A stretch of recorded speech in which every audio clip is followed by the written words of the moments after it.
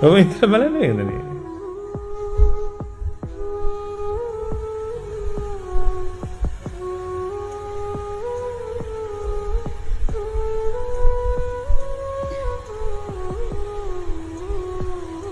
ඔබට මේක තේරෙන්න ඕනේ.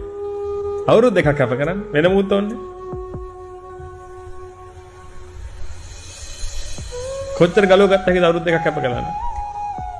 ගලව ගන්න වෙන කොච්චර ලේසිද මේකද? ඔබගේ ජීවිතේම ගොඩනේ. සසරම ගොඩනේ මේක. මොනවා තියාගෙන වැඩක් දිනනවද?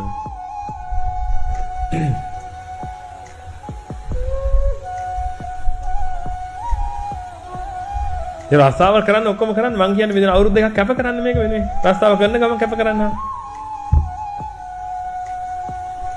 අනික් කඩ පොඩ නතර කරලා කැප කරන්න. රස්සාව කරන ගමන්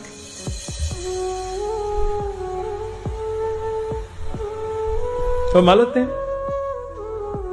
chapter close. Malati.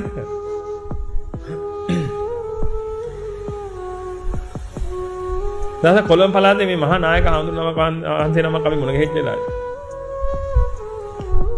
උන්වහන්සේ අපිත් එක්ක කියනවා. උන්වහන්සේ ගොඩක් වයසයි. උන්වහන්සේ අපිත් එක්ක කියනවා අපි හඳුනන්නේ.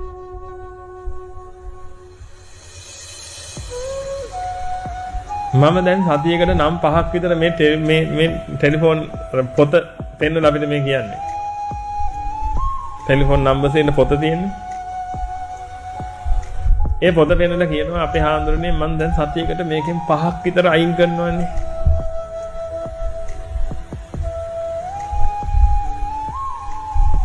කවදා හරි ඉතින් අනිත් අය මගේ කත අයින් කරයි නේද?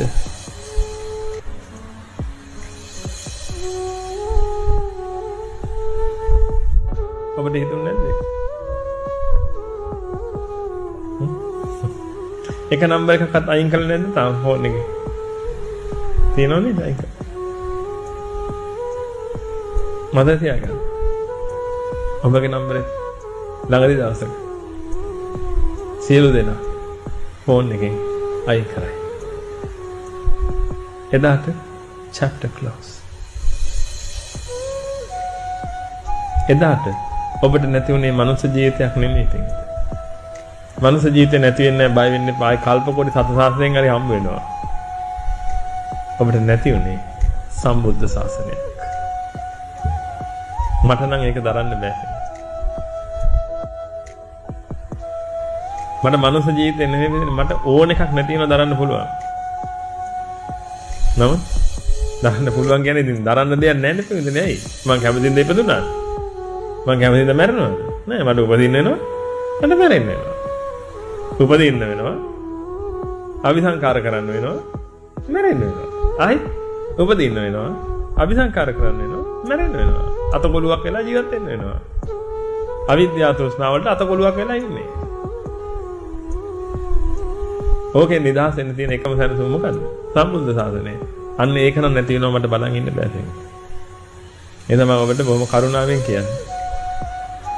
ඔබගේ මහා පෙර పూర్වයේ වාසනාවකට මේ ලැබිච්ච සම්බුද්ධ ශාසනය ප්‍රයෝජනයක් ගන්න. මම ඔබෙන් බලාපොරොත්තු වෙන්නේ එච්චරයි තියෙන්නේ. මට වෙන දෙයක් ඔබෙන් බලාපොරොත්තු වෙන්න ඕනේ නැහැ.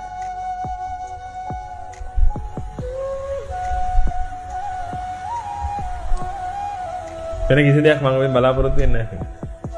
මට ඔබෙන් ගන්න වෙන දෙයක් නැහැ. කුසට ආහාරයක් කොහෙන් හරි හම්බ වෙනවා නම් හිතට සේවනක් හම්බ වෙනවා නම් ඉනට වස්ත්‍රයක් හම්බ වෙනවා නම් ලෙඩ බේතක් හම්බ වෙනවා නම් මට එතනින් යන්න ඔබගෙන් කිසි දෙයක් අවශ්‍ය නැහැ. ඒකත් ඔබගෙන්ම ලැබෙන්න ඕන කියලා එකක් නෑ තියෙන්නේ. මොකා හරි දෙන්නට. නැත්තම් සහෝදර සහෝදරිය හරි කරන්නේ නැහැ. මට ඔබෙන් ඕන එක දෙයක් තියෙනවා. ඔබ මේක කරගන්න පුළුවන් නම් මේ සම්බුද්ධ ශාසනය නැති කරගන්න එපා.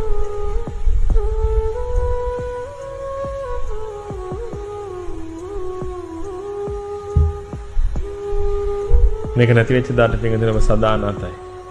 හොඳට මතක තියාගන්න තියෙන්නේ. අනාතයි කියන්නේ අසරණයි නෙමෙයි. තනිකරම අනාතයි කියන්නේ. ඒ කියන්නේ මේ එකක්වත් කරන්නේ අපි කැමති හින්දා නෙමෙයි. කරන්න වෙලා තියෙන්නේ ඔක්කොම අනාතයි.